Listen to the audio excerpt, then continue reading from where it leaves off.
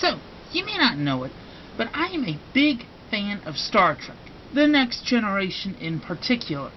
In fact, when I was a kid, my family got me a tricorder and a comm badge from the old Playmates toy line. The comm badge sadly did not survive my childhood, but the tricorder did. However, I never got the last piece of the trifecta of Starfleet away team roleplay gear, the phaser. Well, that changed earlier this year, and I actually managed to score one for a good price in a collectible toy store between my university and my hometown. So, I want to talk about it for a little bit. I'm going to share my thoughts and stuff, you know how a review goes. First, though, I do want to talk about the box because this is a vintage toy, okay? This box is so 90s it hurts, or 80s it hurts. Either way, it's very vintage, and in a way, I kinda like. Okay? While this particular box has faded over the 30 years since The Next Generation, it's an eye-catching design, and it is really nice. Helps it stand out on shelves, and it's something that I like a lot. But, yeah, compared to other things, maybe it hasn't aged all that well.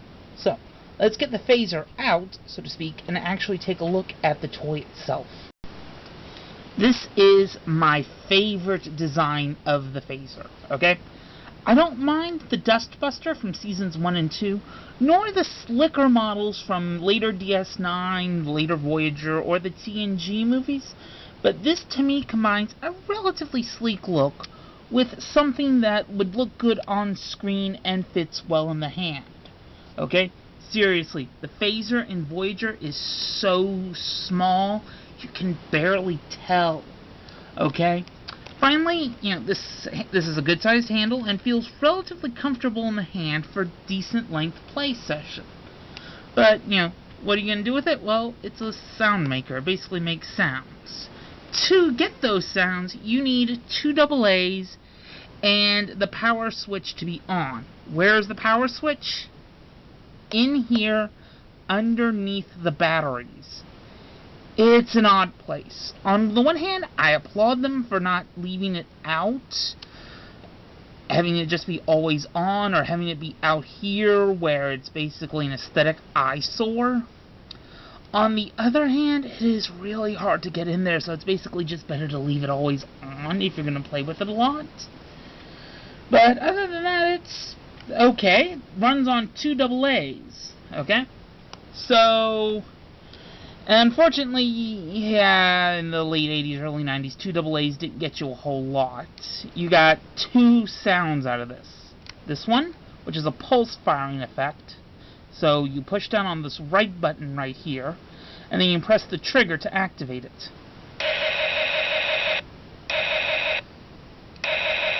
And as you can see right there, the tip of the phaser lights up. Now I'm going to switch over to the other one, and I'm also going to turn off my extra lights here so you can maybe see it a little better. Okay, ready? Now this is the one everyone that's watched Star Trek The Next Generation will probably recognize.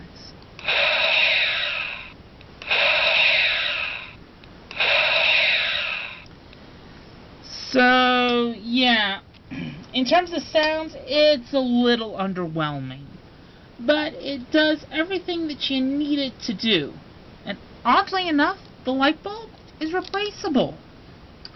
This is kind of a thing in the Playmates toy line for some of the stuff that made lights and sounds. Like, for example, my old Transporter playset, which, once again, very sadly did not survive my childhood, it had the same thing. It advertised that the light bulbs were replaceable.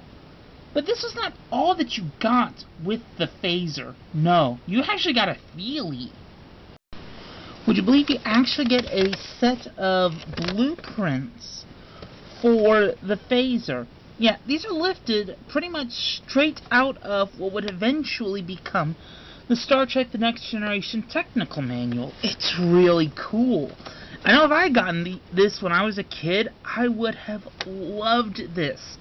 I enjoyed a lot of the fictional tech behind TNG, and this would have been a fantastic thing to have, okay?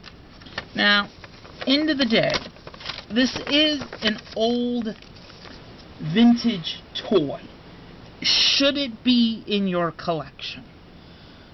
Well, the Phaser is an easy, solid recommendation for any 24th century Star Trek fan. If you're a fan of TNG, DS9, Voyager, this is an easy recommendation. It's got the basic sounds you want. It's also, in terms of roleplay, 1/1 scale-ish. It's close enough for government work, is what I'm saying. But it's a good fun play experience, and it also makes a nice addition to a costume. As long as you don't have the little stickers on here. Mine was secondhand, so, eh. But what about the non-TNG fan? Is this toy worth seeking out purely on its own as a toy itself? Well, if you like collecting old toys, then yes. This is a great piece of vintage toy design with a very nice and unique looking box, and it's got a fantastic feel. Okay? It combines nice plastic, it feels good in the hand, it's simple and relatively replaceable.